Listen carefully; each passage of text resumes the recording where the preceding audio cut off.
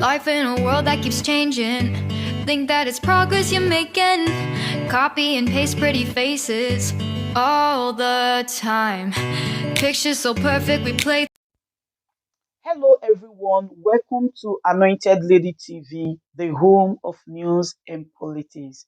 If it is your first time in this channel, you are highly welcome. Thank you so much for stopping by. And if you like what we do on this channel, hit on the subscribe button. Also put on the notification bell so you'll be notified by YouTube anytime we drop a new video. And if you are returning subscribers, thank you very much for always coming back to watch our videos. On this platform, we drop videos every day and we react to every video that come our way. And on this very video, I will be watching with you. And after watching, let's go to the comment section and drop our opinion constructively. Like our videos and also share our videos if possible. See you next time in my next. I actually have via the telephone a legal practitioner, a social commentator. Also, he is also one who actually has very strong opinions and a public enthusiast when it comes to national issues within the Nigerian polity, and that is Barrister As0r0k. Barrister As0r0k, good evening and welcome to the World News at 6 right here on VOP 90.3 FM. Thank you very much for having me on your studios. All right, Barrister Eze, it is actually quite a lot, and I want to start off with this particular development from the FBI. Apparently, a particular Aaron Greenspan. Now, I want to read out who Aaron Greenspan is. Aaron Greenspan is an owner of Plain Sight, a website that advocates data transparency to combat corruption in public service. Now, Aaron Greenspan has labeled President Bola Tinubu an alleged criminal who is using delayed tactics to pause the release of his records by the U.S. security agencies, including the Federal Bureau of Investigation and Central Intelligence Agency. However, when Aaron Greenspan went to the U.S. court to ask for the facilitation of the release of the FBI records on President Bola Ahmed Tinubu, apparently his motion was turned down by the particular judge, and that is, her name is Judge Howell.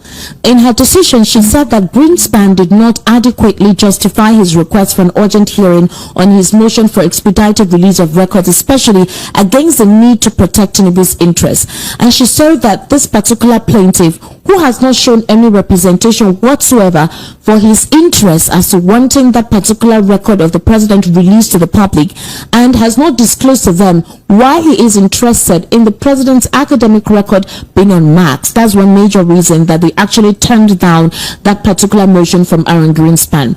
Now, I don't know if you recall, 2 days ago, one of the spokesperson for the APC, Bayo Onanuga, has stated that Aaron Greenspan is an individual that is being used by the PDP and also the Labour Party to help them facilitate the release of the FBI record that they will use to tender the Supreme Court. They want that record to be released as soon as possible so that they can use it as evidence at the Supreme Court. Now, the FBI record is meant to have been released from this month of October. About 2,500 of this academic record ought to have been released, and it's supposed to start from this month of October. However, we've not seen anything yet.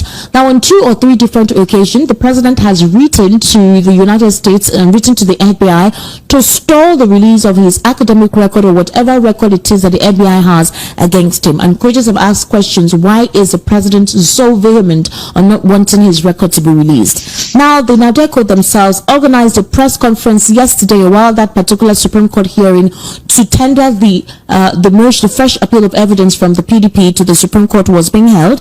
They held a press conference yesterday, and to them they say they want to unmask the identity of President Bola Ahmed Tinubu. They're asking questions that whose social security number the President Bola Tinubu used in CSU. They also want to find out, if possible, that the president had paid any form of financial inducement or has paid any money whatsoever to that institution that had made them bring out conflicting reports about the president's academic record. Please, what's your take on it, Barrister Eze? Now, this is a very, very long question, but let me just try and answer the ones I can do. Number one, the fact that Mr. Tinubu is always claiming that if they release information on him, it will be injurious to his person. should be something of concern to all Nigerians. When he did that same play with the Chicago State University, we saw what came out. What came out was the proof, the fact that the document, the certificate he submitted to INEC was a forged document. Now, the FBI, the CIA, the IRS, and several other United States investigation and law enforcement agencies are planning to release documents on Mr. Tinubu. And the same Tinubu again is saying they should delay it, it will affect him, it will impact on him. Now, you begin to ask yourself, what kind of a man is this? Many of us are here in Nigeria. We know that for the police, for the DSS, for the EFCC to have a file on you that runs into thousands of pages, that shows that you are a person of interest to law enforcement. That means you have been living under the law. And that is, this man called Tinubu, who is now presiding over Nigeria, has several files, documents before this international law enforcement agencies. And it's only trying to tell them they should not release it, it will endure him, it will do whatever. What are we letting ourselves into in Nigeria? But the fact is this, what the court did in the United States in response to Alan Greenspan's application for urgent release was to say there is no need for that your application for an urgent release, since the FBI and the CIA and co have said they will release 500 pages in October. So those documents will still be released this October. Now, the question now is, why did this Alan Greenspan apply for an expedited release? It's because suddenly, the Supreme Court of Nigeria is now trying to be expeditious in hearing this matter and may likely give a decision or a judgment before the end of the month when the FBI is supposed to release documents. Let this be a note of warning to Nigerians. The Supreme Court cannot say they are not aware of the criminality, the forgery, and other crimes Mr. Tinubu has already been affirmed to have committed, such as submitting a forged document to INEC. So even if the Supreme Court does something in a haste, it will be clear that somebody is trying to be punished. They're trying to be in collaboration to collude with Mr. Tinubu in this very nefarious activity. With regards to what Mr. Alan Greenspan is doing, it is worthy. That is what any Nigerian who is a patriot should actually be involved with. We should try and understand what character, who is this person who is ruling over us in Nigeria. His name, we're not sure. His age, nobody is sure. His parentage, his state of origin, his academic trajectory, nothing is sure of this man. And he's going to present himself as Nigerian president. Even if the Supreme Court goes ahead and declares that this man has won the election, the fact is this: for anywhere Mr. Tinubu goes as Nigerian president, the stigma, the stain, the stench will follow them all through. Because by then, the FBI and co will be releasing these documents on a monthly basis, 500 pages per month, and they will release it. Nothing will stop them from releasing it. So when the Nigerian president now goes, parades himself as a president, and these thinkers begin to come out from the FBI, it will be to the shame and disrepute of our country, quite unfortunately. But hopefully the Supreme Court has an opportunity to salvage Nigeria, to rescue us from this approaching quagmire. And we hope that they live up to their very exalted offices. All right, Barrister As0r, thank you so much for that proper context that you've been able to express. However, critics would ask questions, for example, that this particular Aaron Greenspan, possibly he has a personal interest or he's been paid money to pursue this matter because he has no obligation whatsoever to the Nigerian government or to the Nigerian people. That's one aspect through which a couple of supporters, of the president or even those who want to be neutral about this whole thing will ask their questions from. But another thing for Nadeko is this. Now, they ask critics ask questions because when they made that statement last week Friday that they were going to hold a world press conference in the United States of America, where they're going to ask questions as to the proper identity of the president and where they require the adequate response to be given to them. One of the major questions they're asking is, for example, if the president is involved in identity theft and what that portends for Nigeria as a whole, and this particular issue already at the Supreme Court, how it's going to alter the case already at the Supreme Court. Another question is they're asking is, was the original owner of the number, the social security number of the president, is she or he aware of the social security number being used? And if she is not aware, then what is the true social security number, and under what name is that number registered as? Because as the president has not been able to explain where that came from. They also went further to ask that the number in the written transcripts that the Chicago State University registrar used as an exhibit that was attached to the deposition given on the oath, is it possible for the school to explain who actually owns that particular number? And they're also asking question that the school themselves, who have actually brought out possibly several responses as to questions being asked on the president's viability or the validity of his attendance of that institution and the courses that he claimed he attended, and the transcripts that were released that, where the courses he studied in the CSU. How true are the, responses from Caleb Westberg's deposition? Also, you recall yesterday at the Supreme Court where one of the judges asked a question, like I remember we had this conversation where the judges asked a question that would it be the Constitution or the Electoral Act that they will use to possibly make a decision or whatsoever. Now the question is, what effect will this particular call by Nadeko have now that the case is already at the Supreme Court?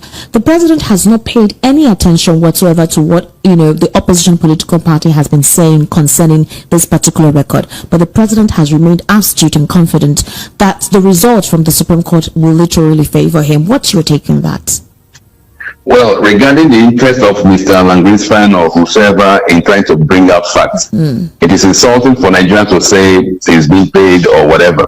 It's like saying that the late Gani Fahimi, who brought out himself and ventured into several issues across the country, even the issues of arrest and detention of people who he never knew that he was being paid.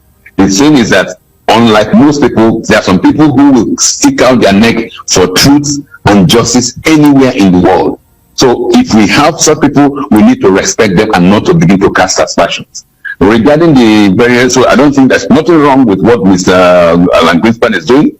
It's like even my several comments on this issue. Some will say, is he being paid or whatever? What do I need to be paid for?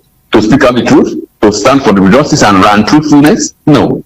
It is the shame is for those who have failed to even rise up to speak out the truth and they are scared of speaking the truth. In the words of Wole Soyinka, the man dies who keeps silent in the face of infamy. So those who have kept silent in all these processes should be ashamed of themselves. All Nigerians need to rise up and begin to ask questions. With regards to the question that Nadeko was asking regarding the social security number and other issues, I think those are issues that the FBI files, the document that the FBI will be releasing, will give an insight into. Because in the United States, only one person can have one social security number. It's like your NIN number. It's like your fingerprints. No two people can have one.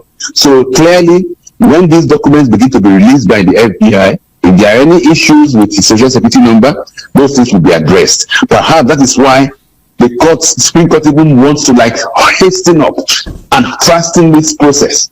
And before, so that at the end of the day, it's okay, no, he's already the president, we didn't know. Everybody has been put on notice by the facts that are going on, so nobody can claim ignorance. The reality is this: even if he's declared the president, this fact, this sordid fact, this stench will continue to impede Nigeria's progress. That is the more reason why those who have the power to speak up now, those who have the wherewithal to make statements, this is the time to rise up and claim Nigeria back from the brink of total disaster, which the enthronement of somebody who is not qualified will lead this country into. All right, Barrister As0r, thank you. Now, in reaction to what Nadeko has actually done yesterday, apparently the president has filed a motion to intervene in a case seeking to compel a top U.S. security agency to release his records. Now, the motion was filed in the U.S. Court for the Northern District of Columbia, and they're arguing that Tinubu would be adversely affected if the court denies his request. Now, you do recall that this was the same thing that was said before the deposition of Caleb Westberg was eventually heard on, when Judge Nancy Maldonado asked that the academic records be given to As0r0k within 48 hours. Now, apparently, there are hopes that the release will provide clarity regarding controversy surrounding Mr. President's background and his involvement in a narcotics case that resulted in the forfeiture of $460,000 in 1993. Now, again, which brings us back to the question as to when the FBI would release a record, and if at all this record that is highly anticipated may divulge anything extraordinary. And then the question that comes to mind is that the motion which argues that there is a direct interest in the record is sought for, and if the request is fully represented or protected in the case of the president, and that the motion is arguing that Tinubu's interest, which will be adversely affected, is important because of him having a direct concentration on how he administers this particular administration. Now, the action which was taken by the president, which from his main opposition political counterpart, that is As0r0k, considering his educational record, which is still what is being dealt with at the Supreme Court, and other dealings as well that the school has not been able to clarify to the clarity of a lot of persons that have been following up the case. But do you think that President Tinubu writing to the FBI will be effective enough for the FBI not to release the record as they had initially stated they would? Thank you very much. Now, let me make it very, very clear.